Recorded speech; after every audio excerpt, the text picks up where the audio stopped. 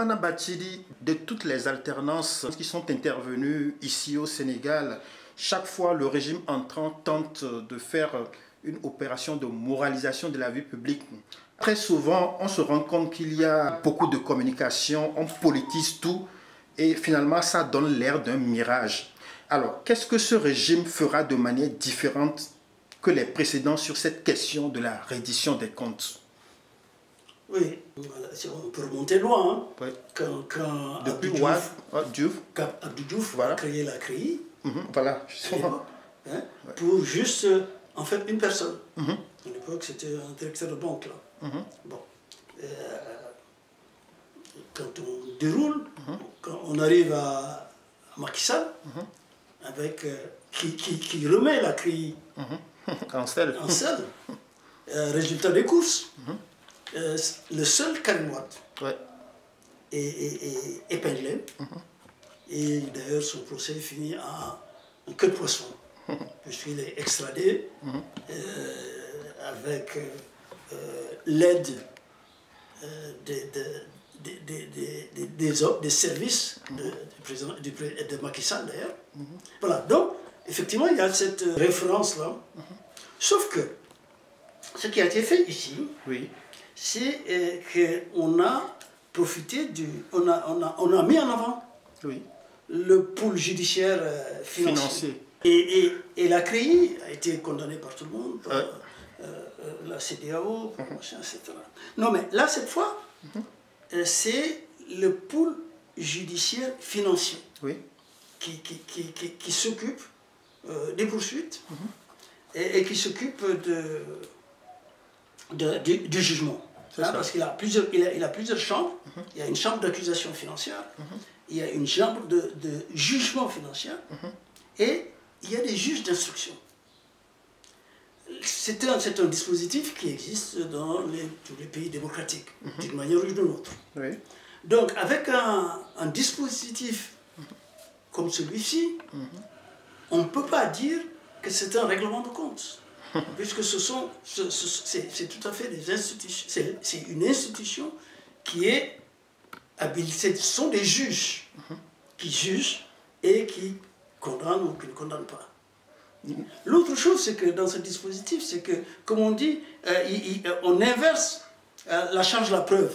C'est-à-dire la CREI, on a demandé à Karim de prouver qu'il n'avait pas pris l'argent qu'on l'accuse d'avoir pris. Alors qu'ici, il ne s'agit pas de ça. Il s'agit de, au contraire, on instruit l'affaire pour montrer pour établir un dossier avec des preuves, voilà. Et on le juge sur ça. Soit on l'acquitte, soit on le...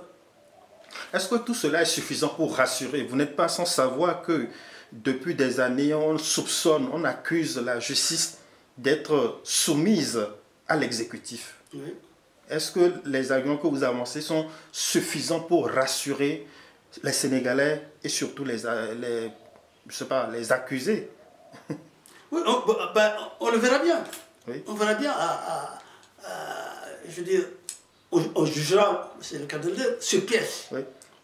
C'est-à-dire que dans le cas de Karim Wade, on a jugé les plus hautes instances internationales, la CEDEAO, la Cour internationale, etc., a jugé. On verra le jugement qu'ils feront cette fois-ci. Très bien, donc le temps... Je crois que pour Pastef, c'est une occasion justement de montrer l'impartialité de la justice. Et par ailleurs, Pastef n'a aucune raison, je dirais, de vouloir de régler des comptes. C'est la raison de Pastef, qui depuis avant d'arriver au pouvoir, qu'il répète tout le temps, c'est de faire la reddition des comptes. D'accord? Donc il n'y a pas de motivation strictement politique là-dedans. Donc, mais on verra je ne peux pas dire d'emblée que ça se passera comme prévu, que le pôle judiciaire financier se comportera comme il doit se comporter, c'est-à-dire loyalement, en faisant faire ressortir la vérité et en jugeant en toute impartialité. Très bien. Les preuves.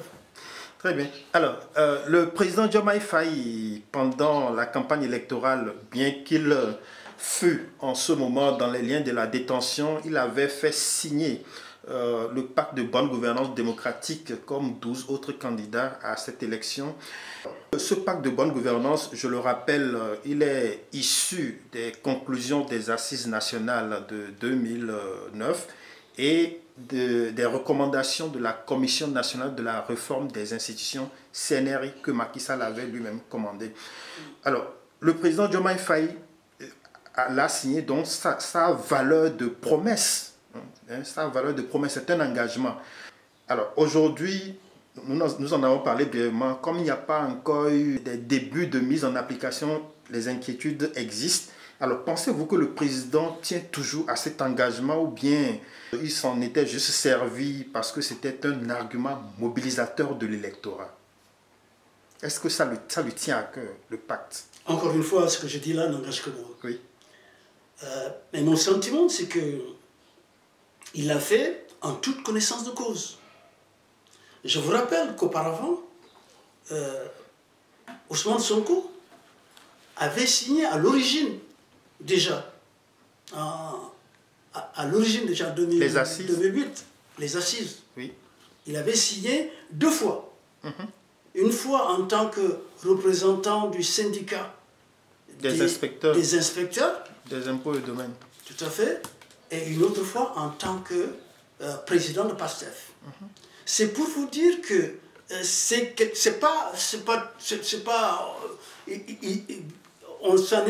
n'est pas saisi à l'improviste du pacte de bonne gouvernance. Ça rencontre les convictions profondes et de Diomaye et de Ousmane Sonko. Maintenant, on peut être frustré, je l'ai été, moi, encore une fois, comme je vous le disais, on peut être frustré par la non-mise en œuvre 6 mois après. Moi, je l'ai été. Mais on peut aussi comprendre que ils procèdent encore avec une méthode différente que ce que nous avions envisagé, nous. C'est-à-dire que nous venions tout de suite mettre à plat les assises nationales, la refondation des institutions, etc. C'est la méthode à laquelle, je crois, les membres de la société civile, dont moi, s'attendaient. Mais à l'épreuve des faits, nous nous rendons compte qu'ils procèdent différemment. Ils ont estimé qu'ils avaient d'autres urgences. L'urgence de l'Assemblée nationale, de comment manœuvrer avec l'Assemblée nationale, l'urgence de faire l'état des lieux sur le plan financier et budgétaire, l'urgence aussi de mettre en place une équipe de gouvernement. Voilà. Et ceci dit, encore une fois, le pacte de bonne gouvernance prévoyait un délai d'une année entière. On était parti sur la base qu'il serait mis en œuvre au bout, au maximum, d'une année de gouvernance de PASTEF. Comme tu sais, nous en sommes au 6e mois. Donc, je veux dire, il n'y a pas lieu de conclure que, en fait, ça n'intéresse pas PASTEF, en fait, il a signé pour des raisons électoralistes. Mais c'est que le président, comme le Premier ministre, ils ont eu beaucoup de prises de parole publiques où ils parlent de la situation du pays, de la gouvernance. Alors, puisqu'ils veulent changer le mode de gouvernance, bon, on aurait pu s'attendre à ce qu'il évoque le pacte pour dire que voilà, nous voulons changer les choses et c'est pour ça que nous allons mettre en application le pacte de bonne gouvernance. Cela rassurerait, ne serait-ce que le fait d'évoquer ces mots-là. Vous ne trouvez pas? Oui, c'est vrai que ça aurait été sympa qu'il le dise, oui. Mais bon, qu'il ne l'ait pas dit. Oui. Vous savez, les éléments de langage, oui. il faut relativiser leur portée. Hein. Donc on attend les actes. C'est les actes sans les paroles. Oui, en politique, c'est vrai, les éléments de langage, ça fait... Oui, bon, oui. Mais en réalité, ce sont les actes. Et encore une fois, soyons patients. Nous autres de la société civile, soyons patients. Ce régime n'a que 6 mois. Et très bien. Alors, nous allons parler, M. Bathily, un peu des partis politiques. Alors, bien que dans leur communication avant la présidentielle, les membres de PASTEF soutenaient Mordicus qui n'avait qu'un plan, c'est le plan A, c'est Sonko élu seul, alors que ce dernier était dans les liens de la détention, on s'est rendu compte après que le PASTEF non seulement avait un plan B, mais peut-être un plan C, pour que, éventuellement, si Sonko est empêché définitivement, il puisse avoir quelqu'un. Je me rappelle un peu au PDS, on disait que Ouad, c'est la constante. Peut-on dire que le PASTEF et ses animateurs tranchent avec cette habitude des partis politiques chez nous? C'est-à-dire que quand quelqu'un crée un parti, ça devient sa propriété privée, il met qui il veut, où il veut, parfois même contre l'avis des militants, comme c'est le cas au PDS.